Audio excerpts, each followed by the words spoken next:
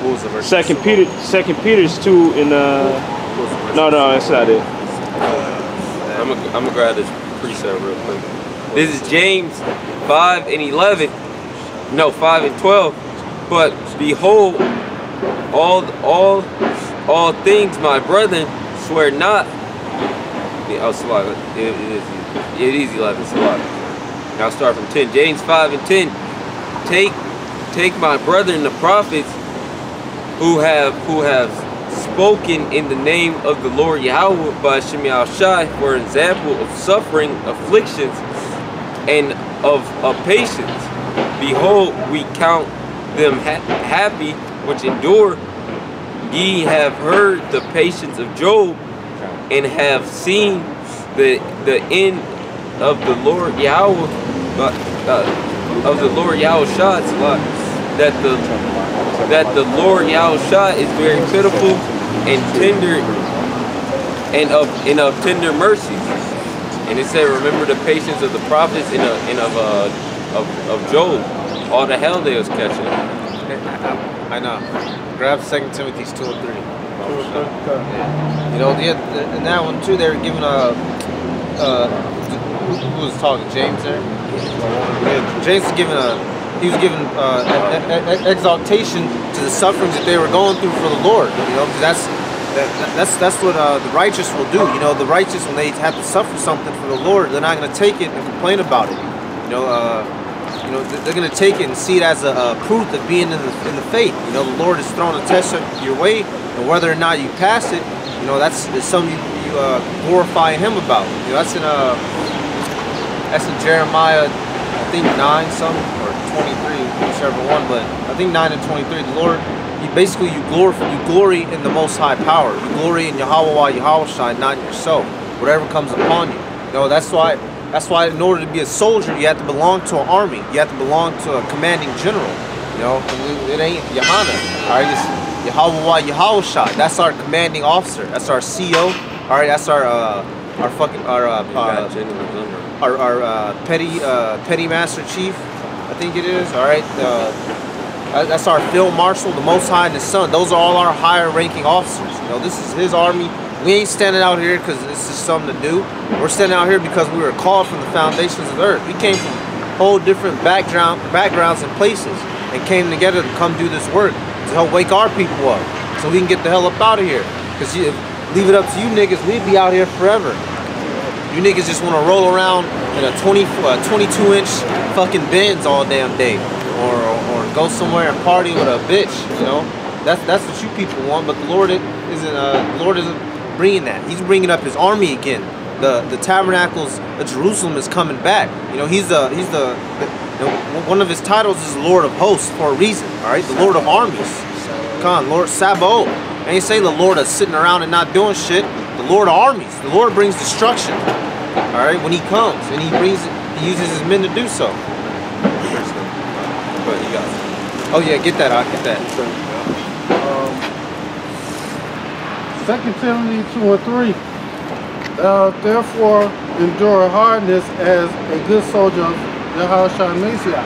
That's on that. No, keep reading. No. What was yeah, you read. Yeah. Well, basically, for that, the first part, you know, endure hardness as a good soldier of Yahushua. You know, you have to endure for the Lord, because the Lord, if you're part of the elect, the Lord endure for you. You know, if you're, that's how you have to think about it. Whatever hell hits your way, you know, the Lord went through the ultimate hell for you. If you're a part of the elect, you know, He went up and got penetrated by nails the size of half your forearm. You know, if you're a part of the elect, so the least you can do, you know, is get fucked up a little bit in the body or something, man. Yeah, get that. This is Sirach. We're gonna come back to 2 and 1. My son, if thou come to serve Yahweh, prepare thy soul for temptation. You got all that. Yeah. If thou come to serve the Lord, prepare thy soul for temptation, because this isn't going to be easy. All right, no war is ever easy, or it's not really a war. It's just a damn a skirmish. All right, no battle is going to be just a rollover. You know, unless it's something minor. You know, but if you're really being tested of the Lord, it's gonna be a test. You know, if you doing a test back in school wasn't just automatic unless you had it like that. Some brothers did, some brothers didn't. You know, like you gotta prepare yourself for temptation, because if you don't, you're gonna come in thinking, oh, I'm guaranteed the elect. That's what's that? We dare not make ourselves that number. No, you can't be having that mindset, or you gonna come in, oh, I'm straight, Lord don't forgive me, this and that.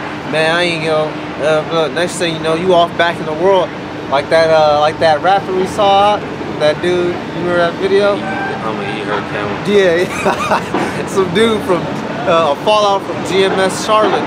That nigga was going hard for the truth. I give him that. He was sitting there yelling, screaming every day at camp. He was reading the scripture, you know, yelling and screaming. But now look at him.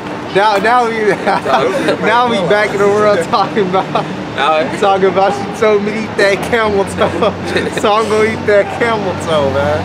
That's what that nigga talking about now, man. Rapping in front of a liquor store. That's what the Lord. Yeah, that's what the Lord will do to you. I'm gonna eat that camel toe. That camel toe. That's nasty as hell. Fucking weird, man. Did you finish that, Carl? Yeah. Well, you can finish on that right now. Yeah. 2 Timothy 2 verse 4. No man war entangle himself Somebody get with the affairs of this life. Start that over up.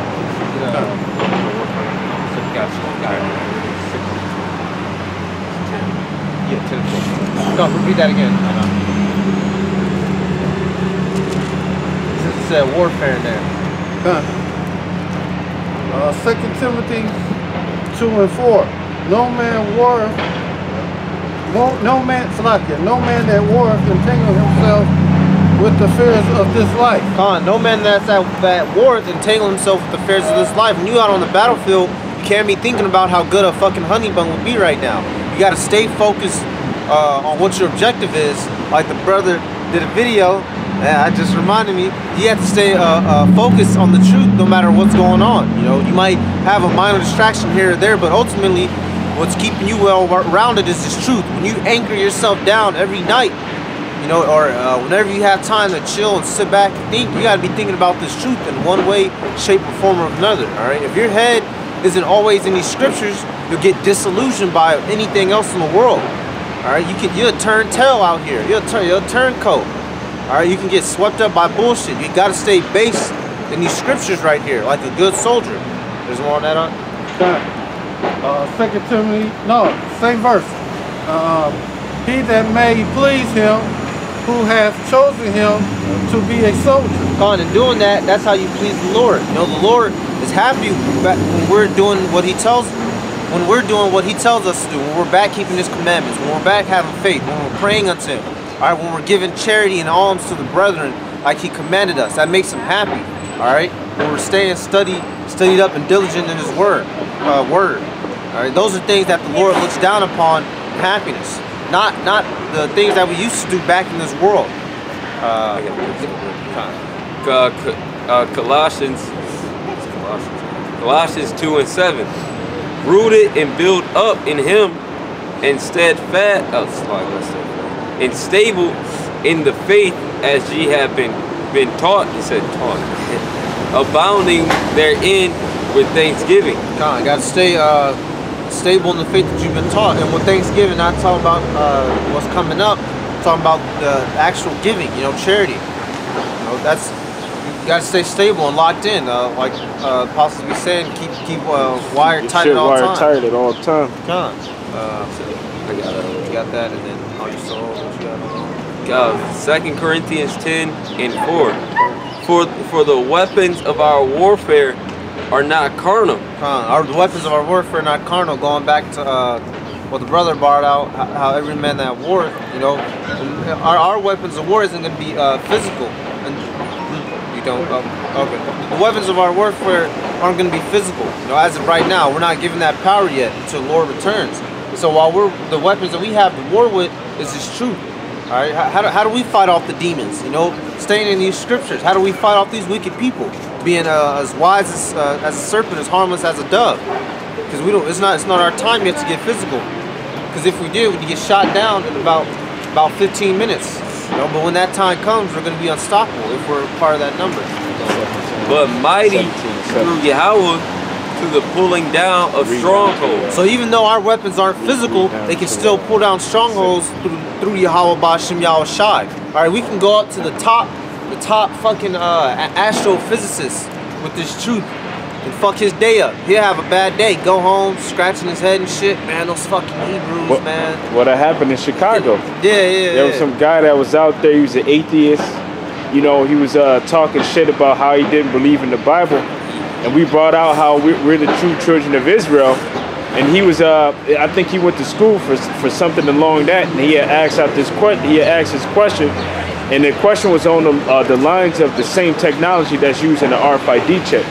And one of the brothers that I was out there speaking with, he was actually computer programming. So he was able to fuck his mind up, man. Yeah. Because we don't need physical weapons out here. You know, when the Lord gives us that ability, that's when we gonna have it. But we got the spirit. We got spirit weapons. You know, we got spirit bombs, like off DBZ. Esau's that's his power. His carnality. That's his attribute. You know, Genesis, I think 25 and 40 or 26 and 40 said when Jacob's talking to Esau and he blessed Jacob, he said, "By the sword thou shalt live." You know, so that's his blessing, to kill by the sword. You know, so that's his you know, right? That's his talent in life. And also, you know, those are some of his main strengths. Our weapons of our warfare are not carnal. You know, one of our greatest strengths, you know, we have is our mouth, being able to talk, you know, preach the word. You know, and our biggest strength is the fact that we got the creator of this universe on our side. You know, all else fails, you know, we got, the person who created this whole universe and this world as we know is on our side. You know, and like I said, our tongue is powerful because with our words, you know, we shaking up shit. You know, we making prophecies, you know, speed up. More and more Jake that's waking up, the more Jakes is being sealed, you know, whether for destruction or to be saved. You know, we, just by speaking, you know, we are like, making things go further and push further. And just by our speaking makes Esau have to say, we got to come up with legislation, we got to do this to stop them. You know, so this is just us talking. So this is our warfare right here. This is our greatest power, you know, and also the name. You know, that's not something that you pick up and grab. The name is the word, and that's, you know, that's spiritual right there. That's the all-in-one weapon. That's the fucking, you turn it this way, turn it to a sword, turn it that way, it's a shotgun, turn it this way, it's a fucking shield, turn it this way, it's a damn bomb. Kingdom Heart. His key ring, it can change into anything. That's the all-in-one weapon. Jake had a weapon like that during the Dark Ages. That's fucking all They had guns. So it looks like a butcher's knife, but then it was like a gun attached to it. You know? That's how this truth is for us. You know, because brothers didn't get woke up, but you know we wasn't. Ain't no Israelite army come marching to your door, knock on your. You an Israelite, brother? Get your ass out here. How we got woke up? We got woke up through the word of the truth. You know, like the brother said. Ain't nobody. You know, I got one for you after the brother get his. It says which is taught too. Someone has to teach you, man. You just don't wake up. You just Yahweh Shem Yahweh Shai. Yeah. The Spirit taught me. The Most High taught me. Even though you can watch 1,000 YouTube videos. The Spirit of the Lord taught me, dog. The apostles that you said. You had to hear the Spirit through someone's mouth, because the Spirit is ultimately that the words that's within that book, and everybody doesn't have the understanding of it to be able to break it down the way that the apostles of Greatmillstone do. You know, so once they broke it down for you, then that key was turned in your mind, and that door was unlocked. But the Holy Spirit is who? It's Yahweh Shai. His word, which is Yahweh Shai. God. Wisdom. Ecclesiastes 9 and 18. Wisdom is better than the weapons of war, but one sinner destroys much good. Speak on. It said wisdom is better than the weapons of war. Oh yeah. Oh shit, that go with yeah, that's a good one. Yeah, wisdom is better than weapons of war though. That's a good because Shit, I use the example because earlier, like an hour ago, you know, cop came up, you know, and just fucked with us. But if we would have been on some carnal nigga shit, you know, we'd have might have, you know, we could have pulled a blade out on him. That dude ain't know what we had on us. Yeah. That nigga could have got shanked in the neck, man. He could have. That cop could have. Hey, you know, on some dumb carnal nigga shit. But we chose to be wise with it. Oh, that's the mask.